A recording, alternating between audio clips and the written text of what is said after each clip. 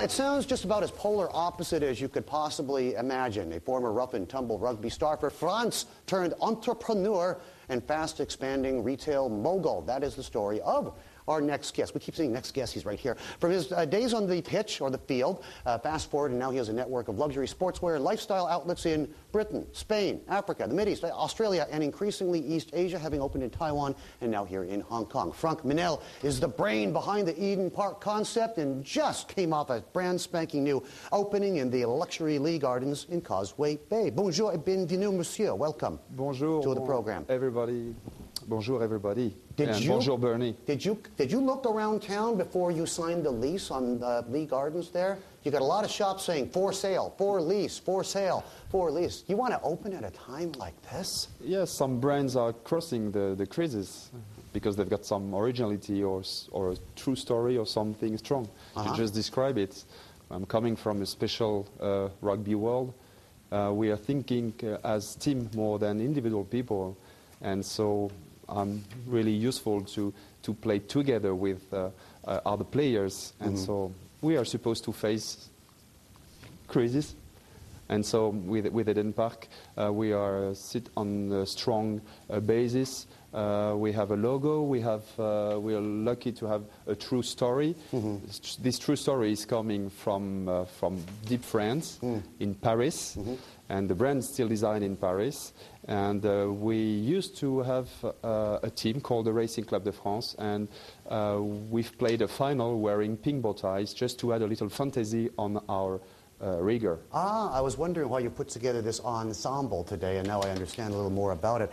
Tell me something, Franck. I'm trying to picture who, and I have to admit, I haven't been down to the shop yet, but I do need to get down there. Who do you go up against? Do you compete against anybody? Is there a peer in your industry? What is it, a Fila, an Adidas, or Adidas? No. Or what is luxury sportswear and lifestyle? I don't No, even know not exactly. The market is actually strong with all those big brands, and we are a kind of niche. Eden Park is coming from the rugby because I was a rugby player, but we are. It's a market positioning, and we are. Well, who could I? Well, maybe Paul and Shark. You see that kind of brand? Paul and Shark. Yeah. Okay, I see.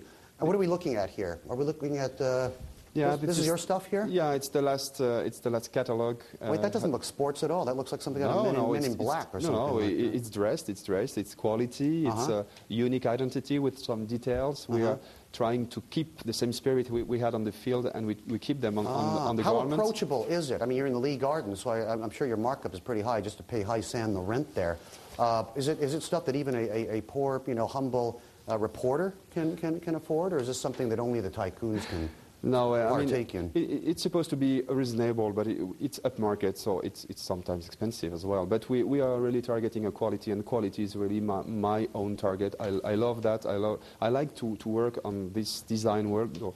When you're talking about design, you're also talking about upmarket, and so it can be expensive sometimes. You opened. It's still a fairly young company, right? It was late '80s that you started up this label.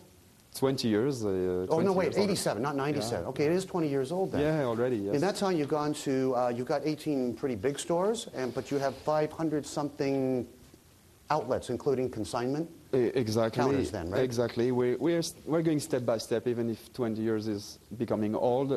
We are really trying to find good partners as we do here, as we're doing here in Hong Kong, and we have Fifi Tsai was really a story. We meet this family, and it's very important for me to meet people when we're developing such a market, because we have to find little adaptation, and without, again, this team spirit, you cannot build anything. So that's the reason we took off quite slowly. We are actually developed in the Middle East, in Dubai Mall, Festival City, expecting to have a second flagship in Taiwan pretty soon, and Hong Kong, of course, is very important for us. East Asia is actually, you're a little bit later coming to Asia. It's this sort of your new frontier, right, compared to where you've been for the last 20 years. But have you been to the rugby matches here, like the 10s or the rugby 7s? This town, this whole region is nuts.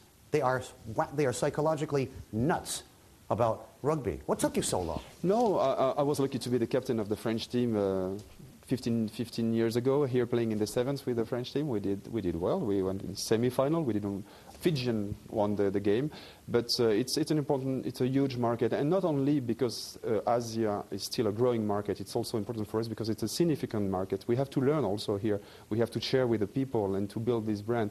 But the signs are very good, and Eden Park seems to be ready now. It's more strong in France. This crisis help us also to come back on the roots. I've got a question for you. When do you want to go to the China market? They're nuts there. They got billions of people. They're going to have billions of people, and that's a very sports-inclined nation there as well. When are you going to be in that market? Because you could really take off there. Of course, but again, step by step, if we found the right partner, if we can share this extremely big country on different sides, I think we have to consider different culture. Yeah. In Europe, you have small countries. Yeah. China is huge. Do you have to partner, or can you franchise it? Would you sell the name? No, we're expecting to find the right one. We have some good contacts. We are even in negotiation. Okay. But, so you're not a total control freak. If you find somebody dependable, it's okay. You can outsource it.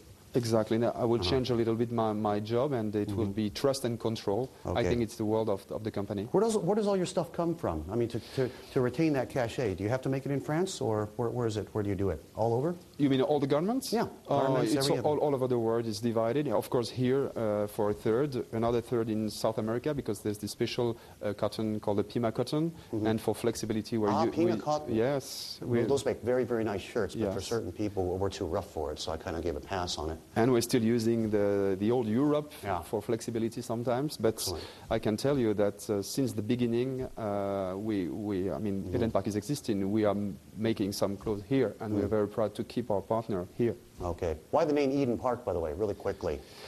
Just because it's the place where I was lucky to play the first rugby final cup in '87, and so it's a good souvenir. And mixed to the bow tie, the pink bow tie, it's efficient. Okay. Well, it looks like a beautiful park there. Nice to meet you. Congratulations on your Hong Kong launch. Thank you, Bernie. Thank you very much. Good luck. It's nice to know there is life after sports.